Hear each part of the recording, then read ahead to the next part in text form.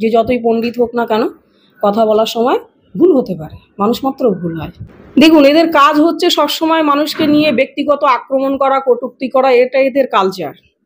আমি যতদিন আইএসএফে ছিলাম ততদিন ওদের মাথার মনেই ছিলাম। আর একটা কথা বলি, যে কথাটা মুখ ফসকে বলে ফেলেছে না, ওটা সঠিকই। ভাঙড় থেকে এক এক করে তৃণমূল থেকে আইএসএফে জয়েন করছে অনেক অনেক প্রুফ আছে আমাদের কাছে। ও যখন ওই কথাটা বলার পরে শওকত মোল্লা যখন ওর মুখ পানে তাকায়, তারপরে কিন্তু বলে সরি, যে ব্যাপারটা না এই নয়, এই ব্যাপারটা। শওকত মোল্লা যখন আসমার মুখ পানে যখন তাকায়, তারপরে কিন্তু আসমা বলে সরি, ভুল হয়ে গেছে, অমুক দল নয় অমুক দল থেকে আসলো। তার আগে কিন্তু রিপিট করে না কথাটা, যখন বলার পরে কিন্তু 2 স্টেপ কথা বলা হয়ে গেছে। বেশ কয়েকদিন আগে ভাঙড়ে তৃণমূল কংগ্রেসের একটা রাজনৈতিক সভা হয়েছিল। সেই সভা থেকে বর্তমানে যিনি তৃণমূলের তাজা নেত্রী, তিনি রীতিমতো একটা কথা বলতে গিয়ে মিসগাইড হয়ে তিনি একটা ভুল কথা বলে ফেলেছিলেন যে এক এক করে তৃণমূল থেকে আইএসএফে যোগদান করছে। রীতিমতো তিনি মিডিয়ার সামনে বলেছেন যে মানুষ মাত্রে ভুল হতেই পারে, কিন্তু এটা নিয়ে আপনারা বিভিন্ন সোশ্যাল মিডিয়া পোস্ট করছেন বা তানাকে নিয়ে একেবারে ঠাট্টা তামাশা করছেন, এমনটা কিন্তু দাবি করছেন তৃণমূলের নেত্রী। দেখুন, যিনি চলে গিয়েছে তানার ব্যাপারে ঠাট্টা করার কে করছে না করছে, যারা করছে একটা কথা বলি, কথাটা বলে এই যে চলে গেছে তার ব্যাপারে কথা বেশি নাই বলা ভালো। কারণ তার যখন তৃণমূলে গিয়েছে, তৃণমূলে কি করছে না করছে ভাঙড়ের মানুষ দেখতে পাচ্ছে। আর একটা কথা বলি, যে কথাটা মুখ ফসকে বলে ফেলেছে না, ওটা সঠিকই। ভাঙড় থেকে এক এক করে তৃণমূল থেকে আইএসএফে জয়েন করছে অনেক অনেক প্রুফ আছে আমাদের কাছে। ওই যে কথাটা বলেছে ওটা বাস্তব কথা, মুখ ফসকে নয়, ওটা সত্যি কথায় ও বলে ফেলেছে। কোনো কারণবশত দেখলেন হয়তো স্টেজে ভালো করে আপনারা ফলো করে দেখবেন, ও যখন ওই কথাটা বলার পরে শওকত মোল্লা যখন ওর মুখ পানে তাকায়, তারপরে কিন্তু বলে সরি, যে ব্যাপারটা না এই নয়, এই ব্যাপারটা। অ্যাকচুয়ালি কথা হলো, ভাঙড় থেকে একে একে তৃণমূলের যা কাজ কারবার, তৃণমূলের যা চুরি, সেই সব দিক থেকে মানুষ আজকে ফিরে আইএসএফের দিকে আসছে, এটা অবশ্যই বাস্তব।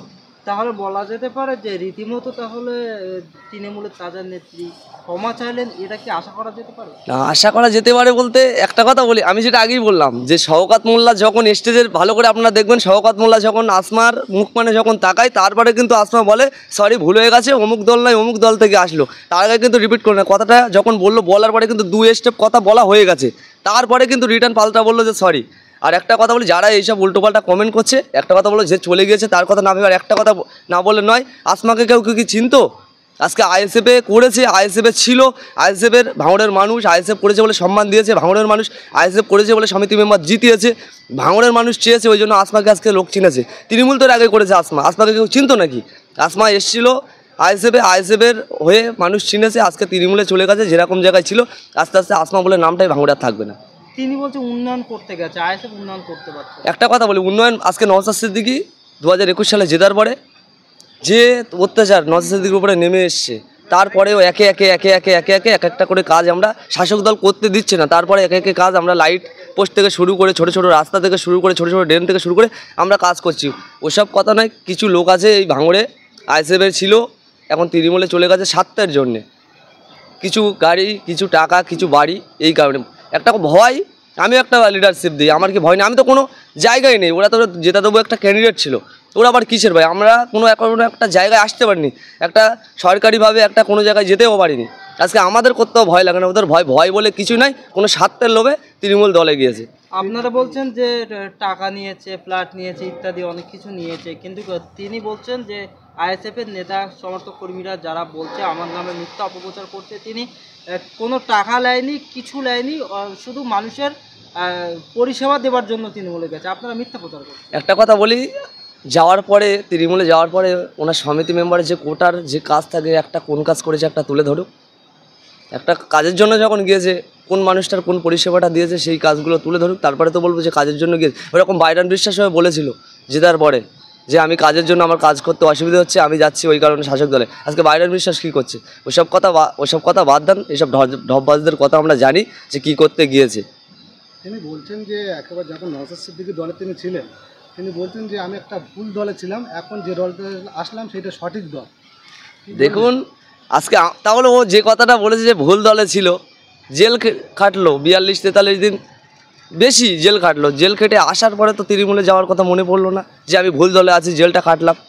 তার থেকে 2-3 মাস পর অতিবাহিত হয়ে যাওয়ার পরে তারপরে তৃণমূলে গেল কেন? এটা ভাবার ব্যাপার আছে। আর এতটুকু কথা বলি যে যে চলে গেছে তার ব্যাপারে আমরা কথা বলতে নারাজ।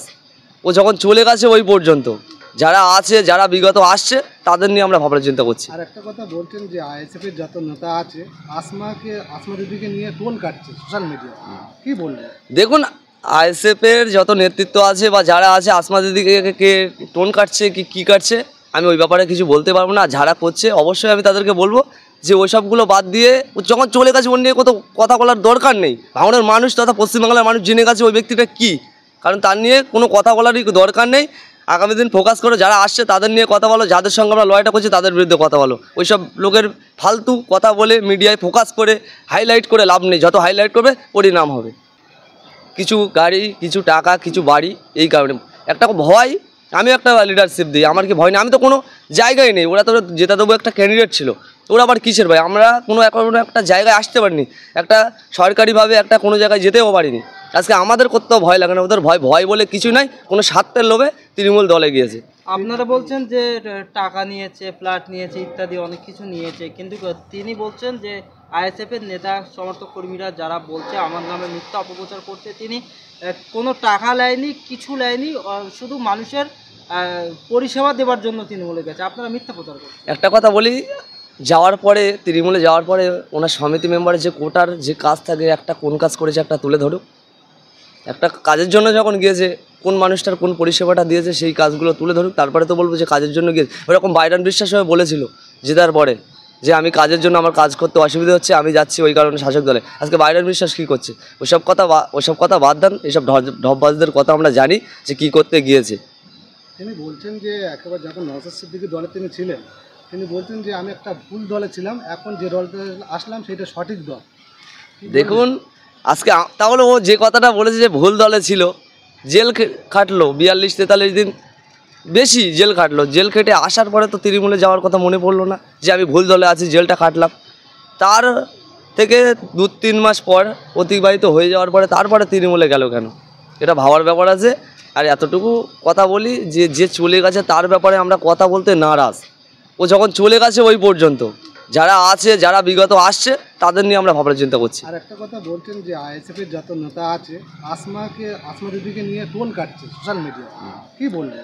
দেখুন, আইএসএফের যত নেতৃত্ব আছে বা যারা আছে আসমা দিদিকে কে টোন কাটছে কি কাটছে আমি ওই ব্যাপারে কিছু বলতে পারবো না। যারা করছে অবশ্যই আমি তাদেরকে বলবো যে ওই সবগুলো বাদ দিয়ে যখন চলে গেছে ওর নিয়ে কথা বলার দরকার নেই। ভাঙড়ের মানুষ তথা পশ্চিমবাংলার মানুষ জেনে গেছে ওই ব্যক্তিটা কী, কারণ তার নিয়ে কোনো কথা বলারই দরকার নেই। আগামী দিন ফোকাস করে যারা আসছে তাদের নিয়ে কথা বলো, যাদের সঙ্গে আমরা লড়াইটা করছি তাদের বিরুদ্ধে কথা বলো। ওইসব লোকের ফালতু কথা বলে মিডিয়ায় ফোকাস করে হাইলাইট করে লাভ নেই, যত হাইলাইট করবে পরিণাম হবে।